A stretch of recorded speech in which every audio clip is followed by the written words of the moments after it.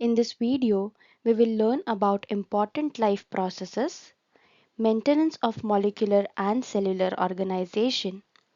All living organisms, whether unicellular or multicellular, are made up of tiny structural and functional units called cells. They contain living substance called protoplasm, where both catabolic, that is breakdown, and anabolic, that is building up processes occur continuously and simultaneously. Energy is needed for these processes, and therefore all living organisms need continuous supply of energy from outside non-living world. Next is energy requirement and metabolism. To perform life processes, all living organisms and their cells need energy.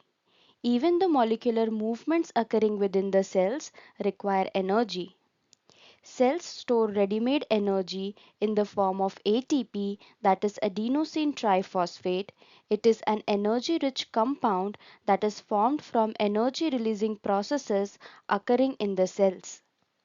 ATP breaks down to release energy for cellular use.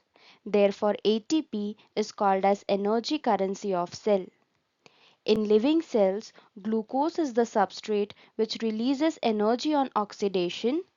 Glucose is the building unit of all carbohydrates which are stored as energy source of the body.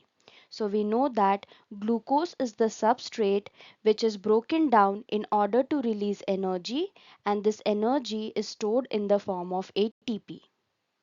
Now let's understand about metabolism, the various biochemical reactions and processes which take place in the cell and in the living organism for their survival are called metabolic processes or metabolism.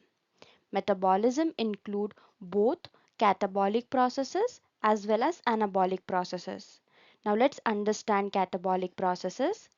The process of catabolism includes breaking down of large molecules of carbohydrates, fats, and proteins to obtain kinetic energy. So here in the process of catabolism, breakdown takes place. Next is anabolic process. The anabolic processes include building of new macromolecules, new cell components, and transferring potential energy, which means that in anabolic process there is formation of new macromolecule. The never ending flow of energy within a cell from one cell to another and from one organism to another is the very essence of life and one of the unique and characteristic attributes of living beings. Now let's understand about some of the life processes. First is nutrition. Obtaining and utilizing nutrients is called nutrition. It provides material for growth, repair, maintenance, and survival. It is the process of obtaining food. For this, green plants manufacture their food from simple inorganic molecules, whereas animals procure it from plants or from other animals.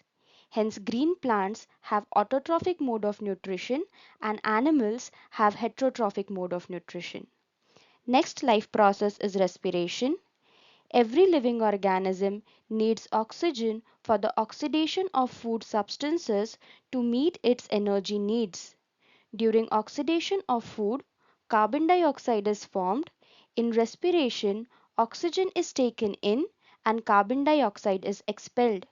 And in this process, energy is formed in the form of ATP molecules. Next process is transport and exchange of materials. Living organisms regularly exchange materials with their environment. Living organisms obtain nutrients, minerals, water, and oxygen from their environment and release nitrogen compounds, carbon dioxide, and other waste products.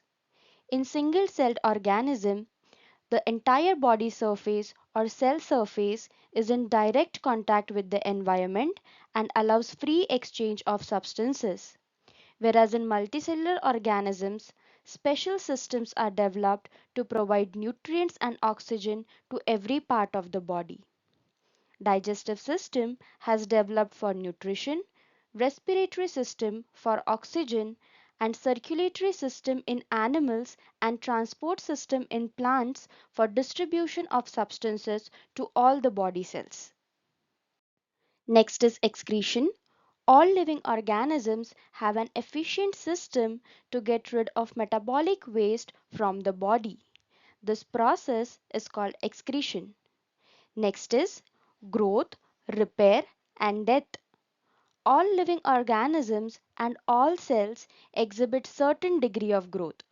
They also have the ability to repair or replace worn out cells and cell organelles. Death is inevitable phenomena for every living being. Next is control and coordination. All living organisms show a distinct ability of control and coordination between their tissues and organs. Different organs and systems can interact, coordinate, and complement the functions of each other. Next is irritability. Living organisms respond and react to changes in their external and internal environment. The capacity to react to stimuli is known as irritability. Next is reproduction. All living beings have an inherent tendency to produce young ones of their kind for the continuation of their race. I hope this topic is clear to you. Thank you.